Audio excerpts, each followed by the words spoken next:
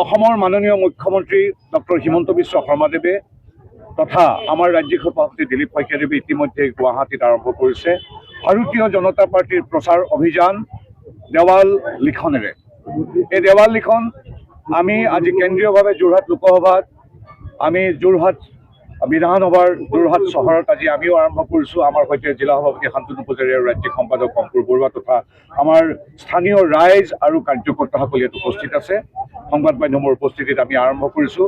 ৩১,০০০ booth, সকলো চহৰ নগৰ সকলো সামৰি, ৱাৰ্ড সামৰি আজিৰ পৰা আৰম্ভ হৈছে আশীৰ্বাদ বিচৰাৰ যাত্ৰা। আমাক ৰাইজে প্ৰতিটো নিৰ্বাচনত আশীৰ্বাদ দি আহিছে, সেই আশীৰ্বাদ বিচৰাৰ যাত্ৰা আমি আৰম্ভ কৰিছোঁ। আমাৰ এই দেৱাল লিখন, আমাৰ শ্লোগান, আমাৰ কথাৰে আমি ৰাইজক আশীৰ্বাদ বিচাৰি আমি ক'ব বিচাৰিছোঁ যে আমাৰ সংকল্প হ'ল এখন বিকশিত অসমৰ, এখন সুৰক্ষিত অসমৰ।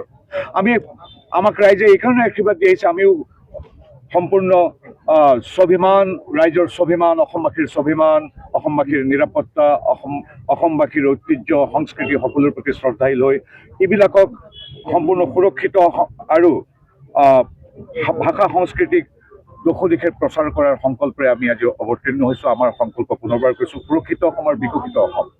সুৰক্ষিত অসমকে ইতিমধ্যে মই আমাৰ ৰাইজক উদ্দেশ্যে কৈছোঁৱেই যে আজিৰ তাৰিখত উগ্ৰপন্থীৰ গুলীত এজনো লোকৰ মৃত্যু হোৱা নাই। এয়া হ'ল সুৰক্ষিত অসম। মানুহটো মানুহেই, কাজিৰঙাৰ গড় কেইটাও সুৰক্ষিত। আজিৰ দিনত এটা গড়ৰো মৃত্যু হোৱা নাই। আজিৰ তাৰিখত আমাৰ যি বনাঞ্চল চৰকাৰী ভূমি, সত্ৰ, নামঘৰ, খিলঞ্জীয়া মানুহৰ গাঁও, আজি যিদৰে অচিনাকি লোকে বেদখল কৰি আহিছিল, সেই মানুহক আজি উচ্ছেদ কৰি দিয়া হৈছে। 1,40,000 বিঘা মাটি আজি উচ্ছেদ কৰা হৈছে। এয়া হ'ল সুৰক্ষিত অসম। আজি বিকশিত অসম। আজি 5 লাখ কোটি টকাৰ বিনিয়োগ মাত্ৰ দুদিনতে কৰাৰ সিদ্ধান্ত গ্ৰহণ কৰিছিল এডভান্টেজ আছামত। 27,000 কোটি টকাৰ যিদৰে ছেমিকণ্ডাক্টৰ হৈছে, ঠিক সেইদৰে হাজাৰ হাজাৰ কিলোমিটাৰ পথ, দলং ইত্যাদি নিৰ্মাণ হৈছে। এয়া হ'ল বিকশিত অসম। আজি এয়া আমাৰ ভাষ্য নহয়, অৰ্থনীতিৰ ক্ষেত্ৰত সৰ্বোচ্চ সংস্থা ৰিজাৰ্ভ বেংক অফ ইণ্ডিয়াই ইতিমধ্যে গৱেষণালব্ধ তেওঁলোকৰ গৱেষণাৰ এক ফলৰূপে ইতিমধ্যে ভাৰতবাসীক জনাইছে যে ভাৰতৰ 28খন ৰাজ্য আৰু 8খন কেন্দ্ৰীয় শাসিত প্ৰদেশৰ ভিতৰত শীৰ্ষত আছে আমাৰ উন্নয়নৰ, অৰ্থনৈতিক উন্নয়নৰ দিশৰ পৰা অসম। ডক্টৰ হিমন্ত বিশ্ব শৰ্মা নেতৃত্বাধীন বিজেপি এনডি চৰকাৰৰ এইটো এটা ডাঙৰ এচিভমেণ্ট, ডাঙৰ এক সফলতা।